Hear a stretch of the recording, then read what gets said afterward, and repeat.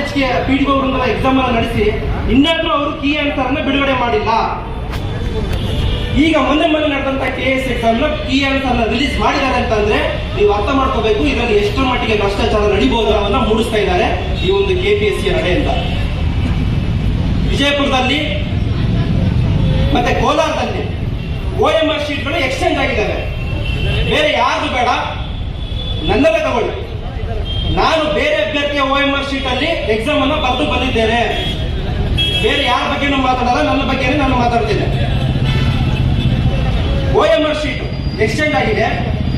ಅಲ್ಲಿ DC ಅವರು ಮತ್ತೆ ಜಿಲ್ಲಾ ಪಂಚಾಯತಿ CEO ಮತ್ತೆ KPSC ಒಬ್ಬರು ಮೆಂಬರ್ ಅವರು ಕೂಡ ಅಲ್ಲಿ ಬಂದು ನಮಗೆ ಒತ್ತಾಯ ಮಾಡಿದ್ರು, ಬರೀರಿ ನೀವು ಏನಾಗಲ್ಲ ಎಕ್ಸಾಮ್ ಅನ್ನ ನೀವು ಬರೀರಿ ಅಂತ ಹೇಳಿ ನಮ್ಮ ಹತ್ರ ಒತ್ತಾಯ ಮಾಡಿ ಬರ್ಸಿದ್ರು.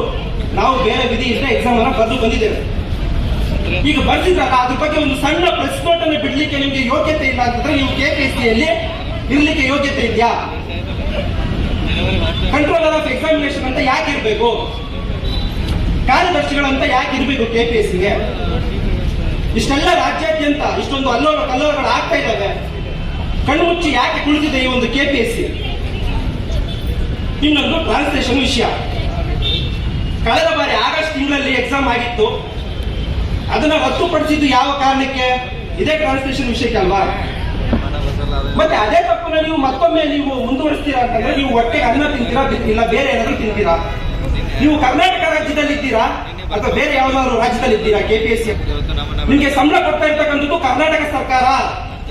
ನೀವು ಆಯ್ಕೆ ಮಾಡ್ಬೇಕಾಗಿರ್ತಕ್ಕಂಥದ್ದು ಕನ್ನಡಿಗರ ಸೇವೆಯನ್ನ ಮಾಡ್ತಕ್ಕಂಥ ಕನ್ನಡಿಗರ ಸೇವೆಯನ್ನ ಮಾಡ್ಲಿಕ್ಕೆ ಬರ್ತೀವಿ ಅಂತ ಹೇಳಿದ್ರೆ ನೀವು ಕನ್ನಡವನ್ನ ತಪ್ಪಾಗಿ ಕನ್ನಡದಲ್ಲಿ ಒಂದು ಪ್ರಶ್ನೆ ಪತ್ರಿಕೆಯನ್ನು ತೆಗೆಯಕ್ಕೆ ಯೋಗ್ಯತೆ ಇಲ್ಲ ನಿಮ್ಗೆ ಅಂತಂದ್ರೆ ನಿಮ್ಗೆ KPSC ಆ ಒಂದು KPSC ಅಂತಕ್ಕಂಥ ಒಂದು ಸಂವಿಧಾನಾತ್ಮಕ ಏನು ಸಂಸ್ಥೆ ಇದೆ ಆ ಸಂಸ್ಥೆಗೆ ಮಾಡ್ತಕ್ಕಂಥ ಅವಮಾನ. ಆ ಸಂಸ್ಥೆ ಅನ್ನೋದು ಒಂದು ದೊಡ್ಡ ಸಂಸ್ಥೆ, ಸಂವಿಧಾನದಲ್ಲಿ ಅದರ ಸ್ಥಾಪನೆಗೆ ಅವಕಾಶವನ್ನು ಮಾಡಿಕೊಡಲಾಗಿದೆ. ಅಂತ ಸಂಸ್ಥೆಗೆ ನೀವು ಅವಮಾನ ಮಾಡ್ತಾ ಇದ್ದೀರಿ ಅಂತಂದ್ರೆ ನಿಮ್ಗೆ ಏನ್ ಹೇಳ್ಬೇಕು ಗೊತ್ತಾಗ್ತಿಲ್ಲ. ಸಣ್ಣ ತಪ್ಪುಗಳಾಗಿದ್ದಾವೆ ಅಂತ ಮಾತಾಡ್ತಾರೆ. ಸ್ವಾಮಿ, ನಾನು ಒಂದು ಮಾತನ್ನು ಹೇಳಲಿಕ್ಕೆ ನಿಮ್ಗೆ ಇಷ್ಟಪಡ್ತೀನಿ.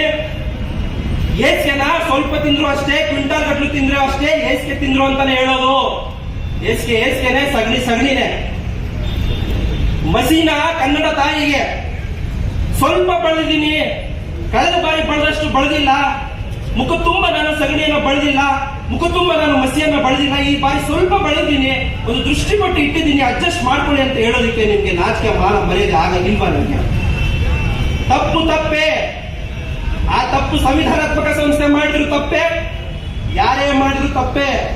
ನೀವು IAS KS ಮಾಡಿ ಬಂದು ಅಲ್ಲಿ ಅಧಿಕಾರಿಗಳಾಗಿ ಕೂತಿದ್ದೀರಿ.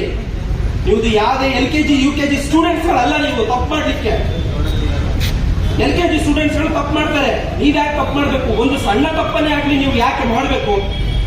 ನಿಮ್ಮ ಘನತೆ ಎಲ್ಲಿಗೆ ಬಂತು? ನಿಮ್ಮ ಗೌರವ ಎಲ್ಲಿಗೆ ಬಂತು?